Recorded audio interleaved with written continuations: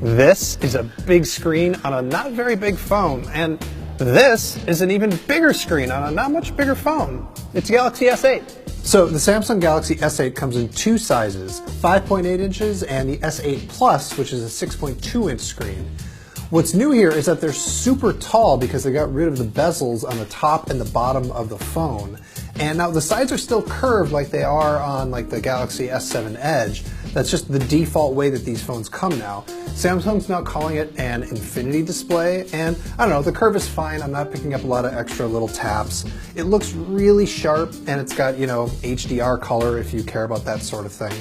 What's interesting is they both have the same resolution, which is 2960 by 1440. But you know, Samsung makes great screens and these look great. Really, the thing that hits you hardest when you look at the hardware on this phone is that the whole thing just looks and feels really great. The seams are even harder to find than they are on the S7 Edge. The glass just sort of melts into the sides and they don't have a camera bump on the back. This, honestly, it feels like some of the best phone hardware I've ever used. It's way better than, say, the iPhone 7. So getting rid of those bezels on the top and the bottom means they had to make some changes. So you'll notice there's no home button here on the front.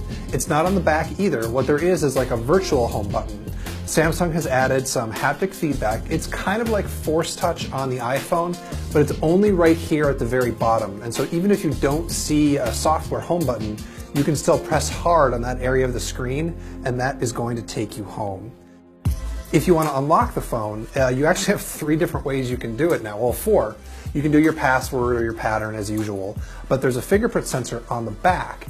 It is located right next to the camera, which is a little bit hard to reach and not great if you're left-handed. And it also means you're probably going to end up putting your finger on the camera sometimes, which could cause some smudges, so make sure you wipe it off before you take a picture. There's also iris scanning, which we saw on the Note 7 RIP, which is very secure. And then there's now face scanning. I don't think it's quite as secure as the iris scanning or the fingerprint sensor, but my God, is it fast. Like, look at how fast this thing unlocks. You blink and you miss it. You don't have to wait for it to scan your face at all. It just works. They're a little bit narrower than the Galaxy S7 and the S7 Edge, and they're just a little bit thicker, but not so much that you really notice it. What it means is that they can fit in a 3000 milliamp battery on the S8 and a 3500 one on the S8 Plus.